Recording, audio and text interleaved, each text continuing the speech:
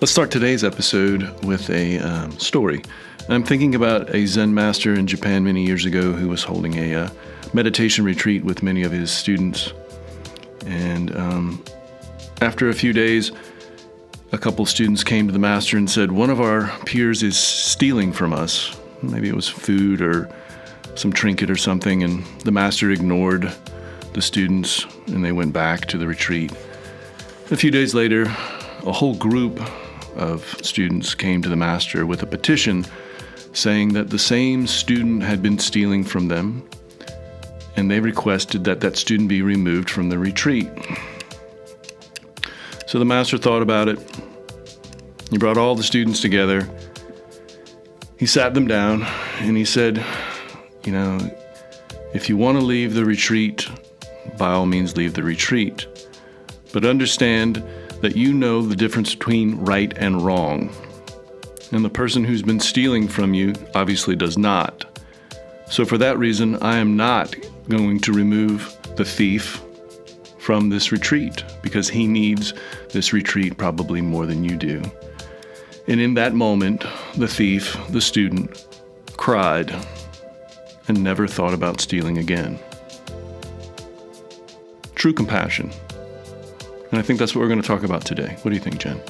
Yeah, it's amazing to see the impact of compassion and how it can just open a person up to receive and learn more about it. So, yeah, let's talk about it. Let's do it. You're listening to the podcast No Expectations, where we discuss all things spiritual. My name's Andrew, a lifelong Zen Bodhisattva, recovering yogi, yoga instructor, and author. And I'm here with my friend and student, Jen. I'm a busy mom, a cyclist. I love to spend time in nature and on my mountain bike, and a yogi. I've been asking myself bigger questions about being on a spiritual path, and I've been asking Andrew a lot of bigger questions about this journey, and we invite you to join us on it. Maybe we'll make you laugh, maybe we won't. No expectations.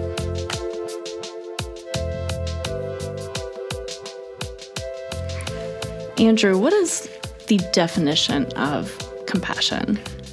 Well, that's a good question. I think there's probably a variety of definitions.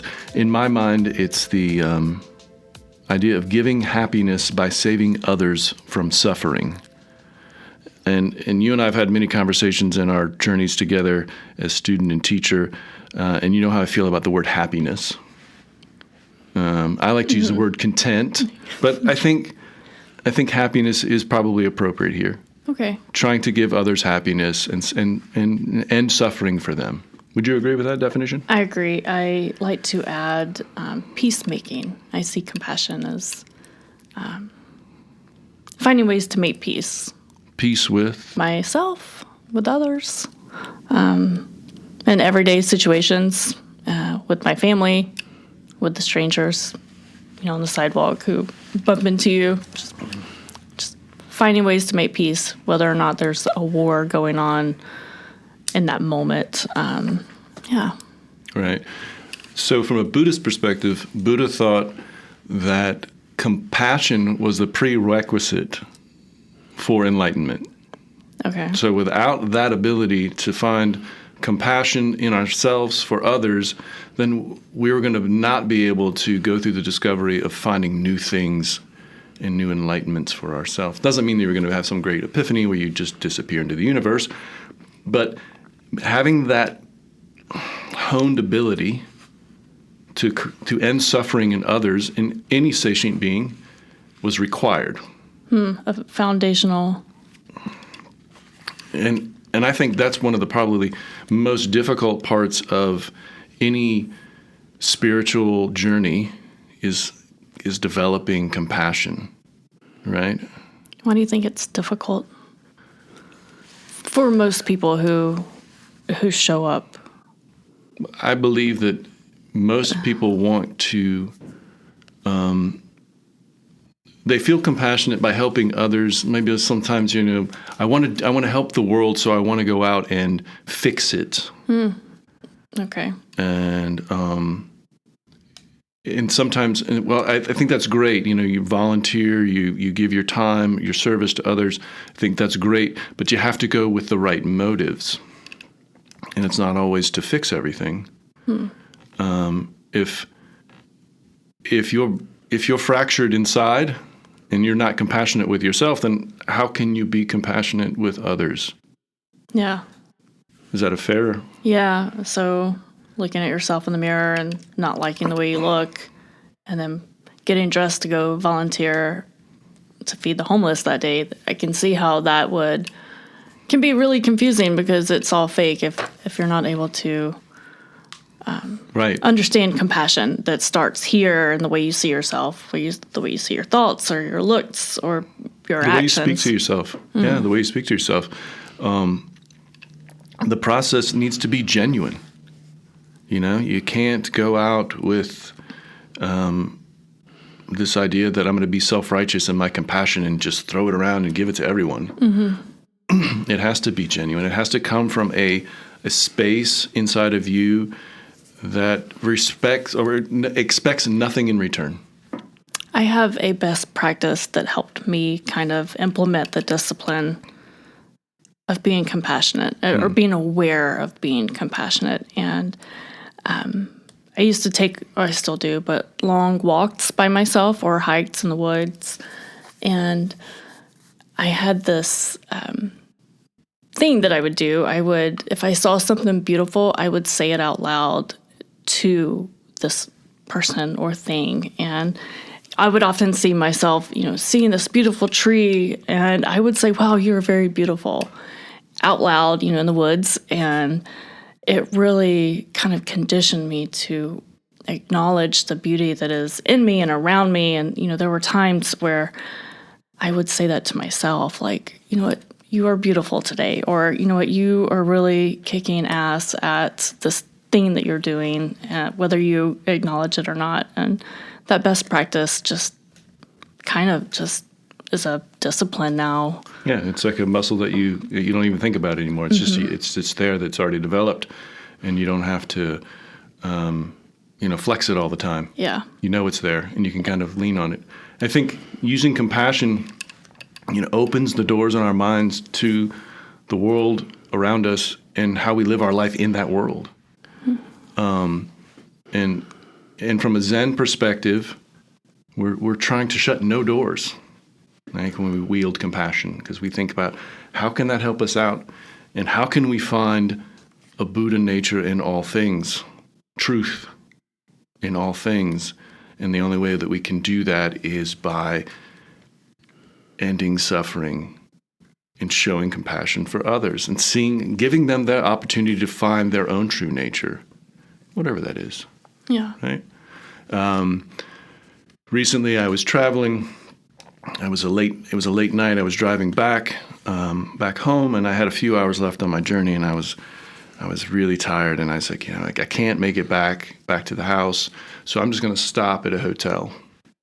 And I got to the hotel, checked in, and I was exhausted. I threw my bags down, and I was like, I really probably should take a shower, and then do all those things you do before you go to bed. So it was really late. I got into the shower, and I'm in there just kind of decompressing from a long drive, and I look over, and there's a ladybug that's in the shower with me.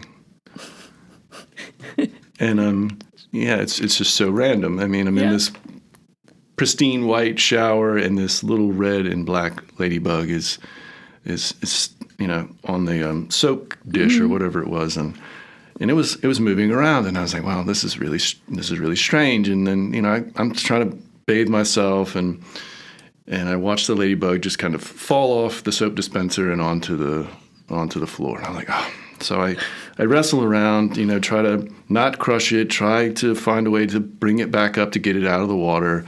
And it continually, every time I put it back on the soap dispenser to let it sit there, it just falls right back into the floor. And I was like, well, what am I doing here? What's going on? So get out of the shower, take the ladybug, put it on the counter, thinking, okay, this is a safer place than it needs to be, right?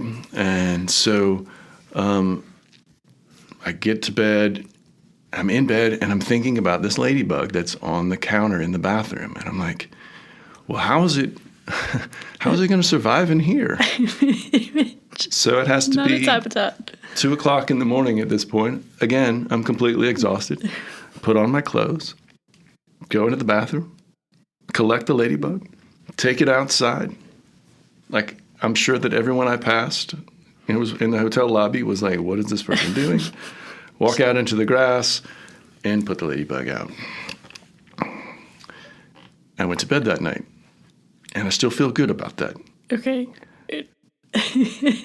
Sure, some people might think that was going too far. But again, all sentient beings, all life. And that's where I was, trying to be compassionate. That ladybug put itself in front of me in that shower, and I felt like I needed to do what was right. Now, was it right or wrong? I don't know. At that point, it felt right. Yeah. It felt like the right thing to do. It felt compassionate to take this life out of a suffering and into back to where it needed to be, in my mind. Would you agree with that? That's so funny that you share that story. This morning I was at the gym and I was going to the bathroom to wash my hands before leaving, and I look over in this pristine, super clean bathroom, and there's this one little bug just chilling right by my sink. And there would have been a time where my immediate reaction would have been, oh, just squash it and throw it down the drain. You know, it's little, it's, it should not be here. And I just kind of looked over at it and like had this outward conversation with it, like, why are you here? And he just walked around. And in that moment, I acknowledged myself showing compassion to that bug. I, did not go the extra mile as you did and take it outside of the gym. But no judgment. There's no judgment. But I do appreciate the, taking the extra step and showing that compassion in all little things, and everything begins with very simple moments where you acknowledge this living being has a purpose and a right and is worthy of compassion. Right. So, I didn't think we were going to turn into a podcast about compassionate to bugs, but hey, it goes where it goes. No expectations, right? That's why it's named what it's named. Is there a point where compassion can be considered toxic? Yeah, I think so, for sure.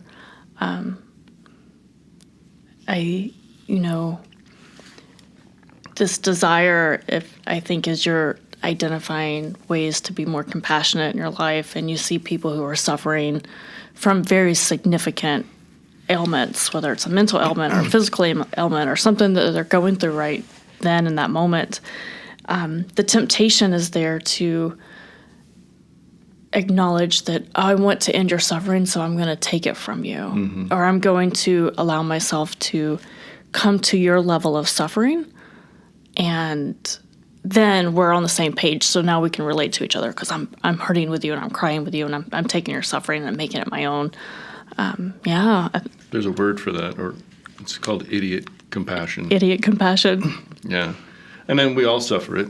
Even in my journey as a long time teacher, that was one of those things that they don't provide that information to you when you go become a yoga instructor or you study Zen. They don't tell you that you need to protect yourself, mm-hmm. because people will recognize that energy in you, that you are compassionate, and sometimes they mutate that energy and they see other things in it. They see like a place to a wailing wall for those things. Dumping ground because you're healthy and you're spiritually balanced. Yeah. And they come and this is new to me. This energy that's being produced by this person, and I can say what I want, and I feel like this person can fill that void for me. And many times in my early career, I didn't have what it took to separate those things, and so I would actively go out of my way to, make sure that that person wasn't suffering, and like I'd break boundaries that I'd set for myself, like, I'd call them or text them or message them and how are you doing? Are you doing okay? Something I can do for you? And then I found myself suffering too, because I wasn't working on the things that I needed to work on. I was thinking about them constantly and their pain. And then I realized that I was the idiot in this conversation. Yeah. I'm the one that's giving more of myself, not with the idea that I expect an equal return, but I had really emptied myself out, and this person on the receiving end was just taking and taking and taking and taking, and that's not healthy. Yeah. And we do that a lot in all sorts of relationships, not just student-teacher, in our personal relationships, friendships. We can do that a lot. And we feel unfulfilled about that, right? Mm-hmm. And then you start to go, you pull back and you go, what am I doing? Yeah. And I think there's also a complex of feeling like you have the space to help others in their suffering. And I think there's a fine line of not letting it become your ego too, and crossing those lines. From somebody who's sat in a lot of yoga teacher trainings and a lot of yoga studios with a lot of prospective yoga instructors, they're going through that process. A lot of them arrive with that idea that they found the light and they want to share that light with somebody else, and they feel like they're the best vehicle for that. And if you're broken and you're fractured, it's going to be difficult to, you make sure you show up for the right reasons. Yeah, yeah. Are you genuinely here to help somebody, or are you here to unload your things on them via the vehicle of yoga? Yeah. Are you trying to heal yourself at the hands of somebody else? Yeah. And that's not, maybe on the surface it seems genuine, but the more you discover it, the more you dig deeper, you're really not helping that person, For real. What I appreciate about my own journey through yoga and to yoga has been being able to find compassion in myself and not looking for other ways to heal myself or other people, or putting, I'll feel better if this person does this, and that need to control the anxiety of the need for other people to join me on this journey. I don't know where I'm going with that. Do you feel like as you become older that compassion is easier for you? Absolutely. I think as I have become older, as my children have become older, and I am the survivor of a teenage girl who is now a young woman. I went to that war and came out of it, and it definitely helped me become a more compassionate mother, a more compassionate woman.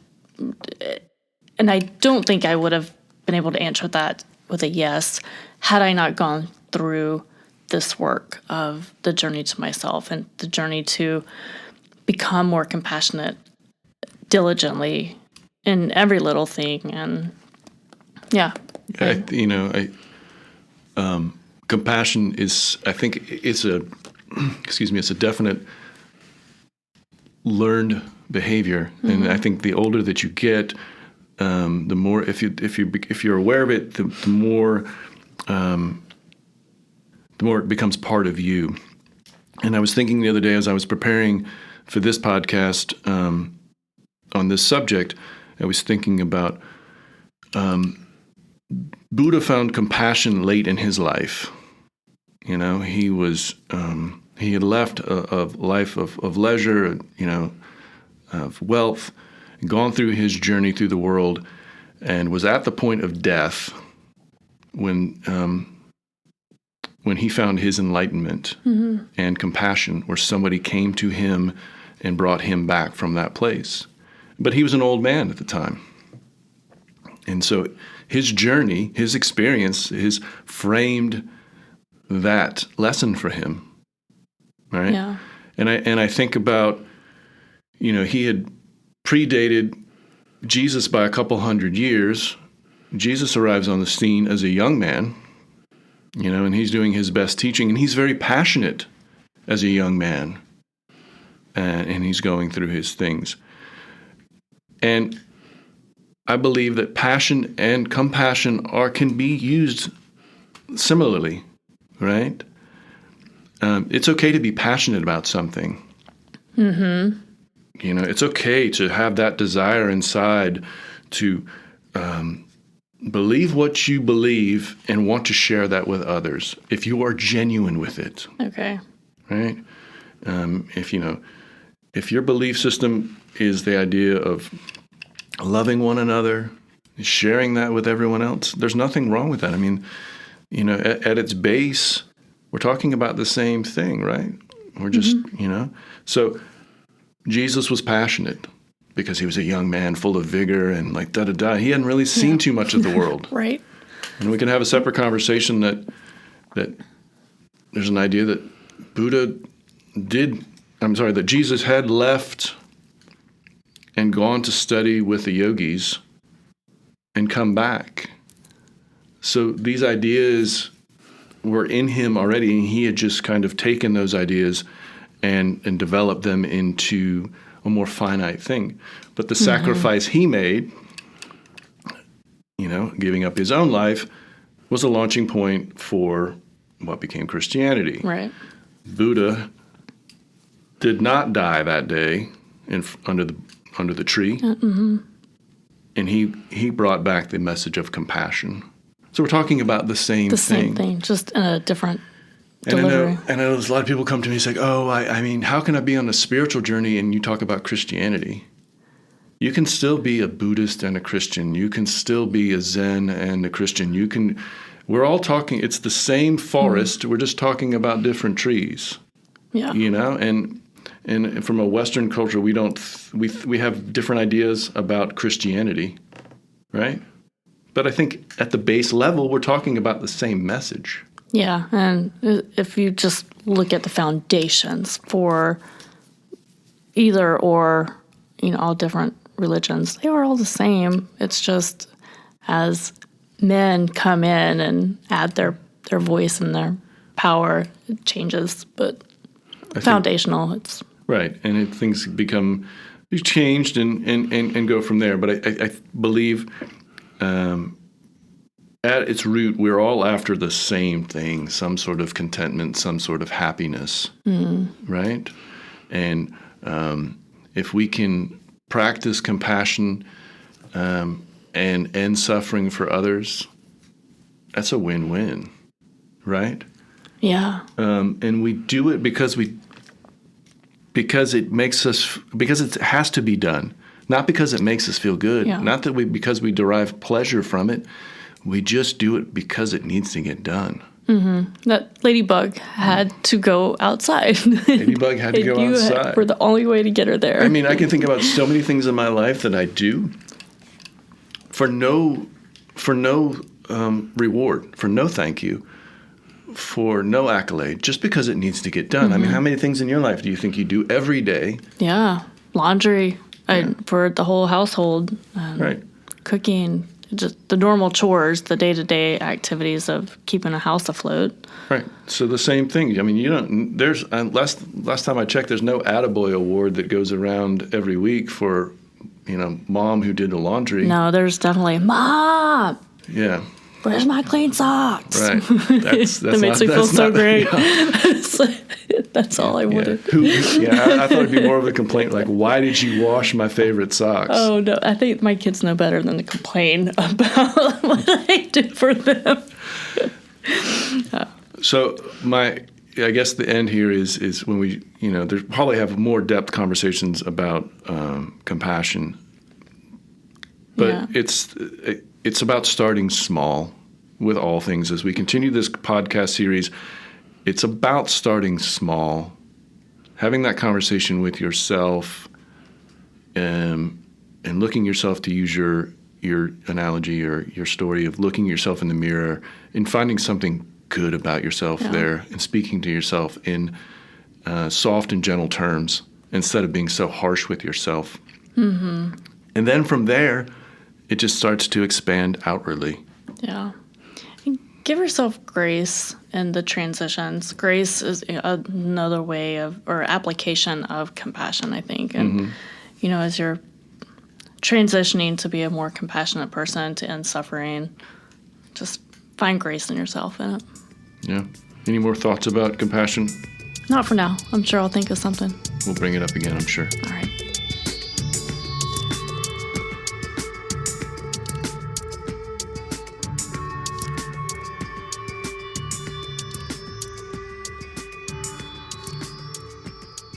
All right, Andrew, today's thought for the day is a quote from the Dalai Lama.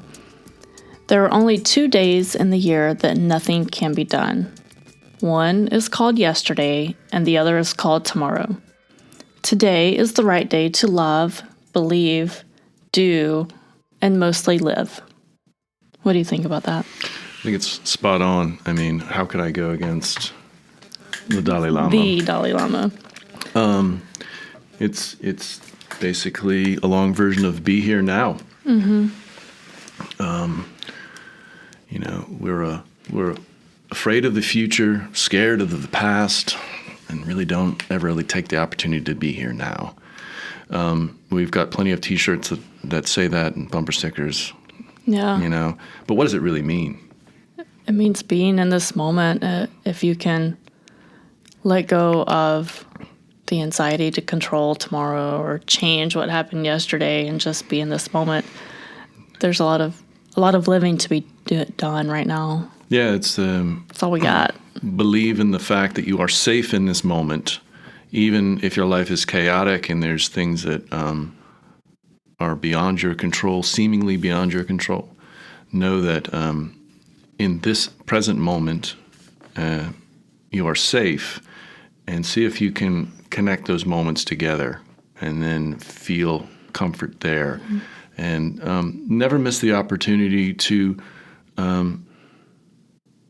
look around you and find a tiny shred of gratitude, even in a very unfortunate situation.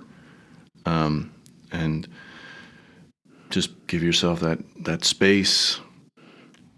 And we use that word a lot here. Give yourself that space. This might be a good thing to, if you feel yourself having a hard time focusing in meditation, and repeat, be here now, be here now. I know at one time in my early on development of my meditation practice, I found myself repeating, be here now, but I was repeating it so fast. Be here now, be here now, be here now. And over time it became, be here now. Right. I mean, it's great to have the mantra. Mm-hmm.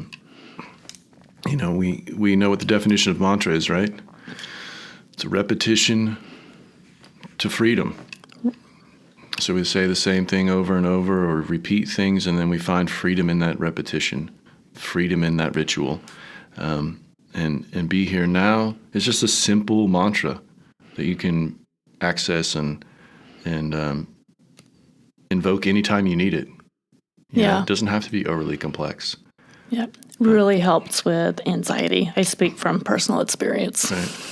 Right. So next time you decide to sit down and meditate, maybe you just focus on those 3 simple words and repeat them until you forget what they mean. Yeah.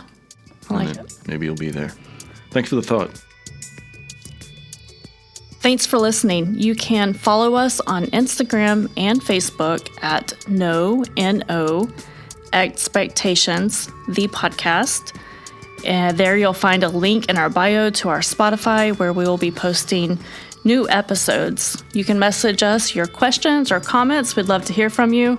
Please like and share our podcast with your friends and family. Thanks for joining us on this conversation.